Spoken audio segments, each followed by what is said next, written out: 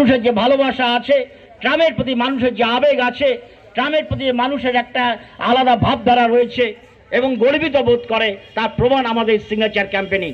বহু মানুষ চাইছে, তবে সরকার যেটা বলেছে আমরা তার সঙ্গে আলোচনা করেছিলাম, তারা ইন্টেনশনে রাস্তার মধ্যেখান দিয়ে ট্রাম লাইনগুলো নিয়ে গেছে। আমি একটা উদাহরণ দিয়ে বলতে চাই, আজকে মহাত্মা গান্ধী রোড দিয়ে যে ট্রাম লাইনটা নিয়েছে, আজকে যে শিয়ালদার ওখান দিয়ে ট্রাম লাইনটা নিয়েছিল, একদম রাস্তার মধ্যেখান দিয়ে নিয়েছিল। কেন, কিসের পরিপ্রেক্ষিতে রাস্তার মধ্যেখান দিয়ে নিয়েছিল? পার্কস, আপনার মল্লিক বাজারের মধ্যে থেকে পার্কস তার কাছ থেকে যে ট্রাম লাইনটা আসছিল, যদিও চলে না ট্রামটা, ওই ট্রাম লাইনটা রাস্তার মধ্যেখান দিয়ে নিয়ে গিয়েছে। কিসের পরিপ্রেক্ষিতে?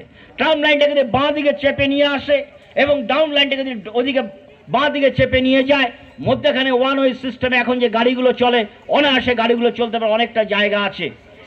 বলবে মানুষের যানজটের সৃষ্টি করছে, তার ট্রামকে তুলে দাও, এর জন্য তারা মধ্যেখানে নিয়ে আসছে।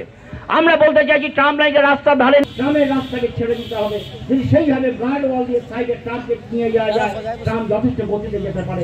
একটা ট্রামের গতি 40 থেকে 50 কিলোমিটার বেগে চলতে পারে।